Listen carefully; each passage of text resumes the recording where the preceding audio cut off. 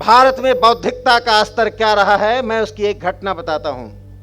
आपने नाम सुना होगा स्वामी दयानंद सरस्वती का। आर्य समाज के संस्थापक स्वामी दयानंद सरस्वती मूर्ति पूजा के विरोधी थे। उनकी आस्था थी कि मूर्ति पूजा नहीं होनी चाहिए, मूर्ति पूजा अविवेकशील कार्य है, यह अध्यात्म नहीं है, यह कर्मकांड है। 17 नवंबर 1869 को स्वामी दयानंद सरस्वती बनारस में 300 पंडितों के साथ मूर्ति पूजा के ऊपर विमर्श करते हैं। जिन 300 पंडितों के साथ स्वामी दयानंद सरस्वती विमर्श करने गए,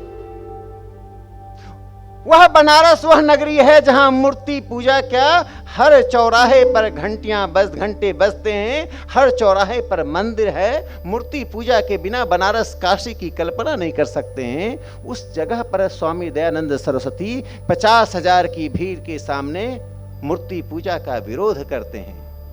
तर्क से जीत जाते हैं, भावना से हार जाते हैं, दोनों में तालियां बजती हैं। स्वामी दयानंद सरस्वती अतिथि के रूप में रहते हैं, वापस आते हैं। भारत में यह है विमर्श की परंपरा। बौद्ध धर्म का उदय हुआ, उसने वैदिक संस्कृति को, वैदिक धर्म को चुनौती दी। किसी ने नहीं सोचा कि भगवान बुद्ध को फांसी की सजा पर लटका दें। दूसरी तरफ गैलीलियो ने कहा, सूर्य और पृथ्वी के संबंध को उसने परिभाषित किया, वह परिभाषा बाइबल के अनुकूल नहीं था, कहा इसे फांसी की सजा दे दो। उससे पीछे जाएं, सोक्रेट्स का आपने नाम सुना होगा, सुकरात का नाम सुना होगा। इस विद्वान कहता था कि सच बोलो। राजसत्ता को वह सच पसंद नहीं था,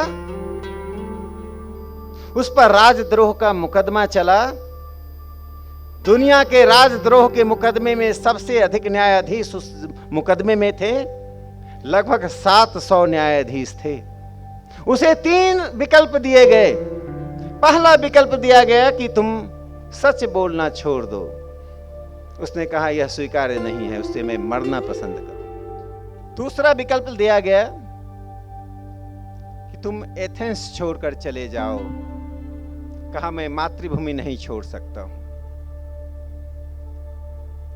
तीसरा विकल्प दिया गया, तुम माफी मांग लो। कहा मैंने गलती ही नहीं की। मुख्य न्यायाधीश उसे फांसी देना नहीं चाहते थे, लेकिन तीनों विकल्प नहीं मानने के कारण सुकराट्स को फांसी की सजा दी गई।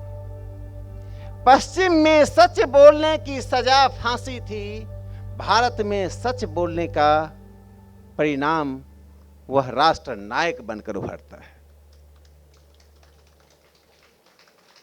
मैं भारत का एक दूसरा उदाहरण देता हूं।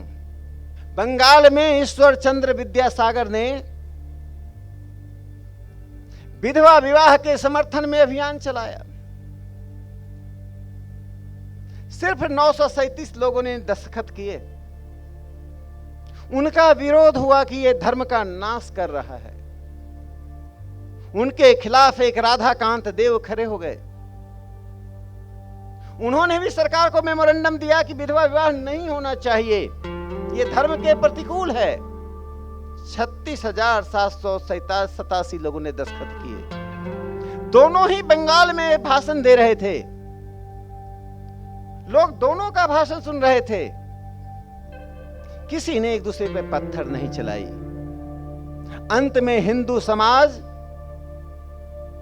ईश्वर चंद्र विद्यासागर के पीछे चली, राधाकांत देव को स्वीकार कर दिया, लेकिन किसी को फांसी पे नहीं चढ़ाया।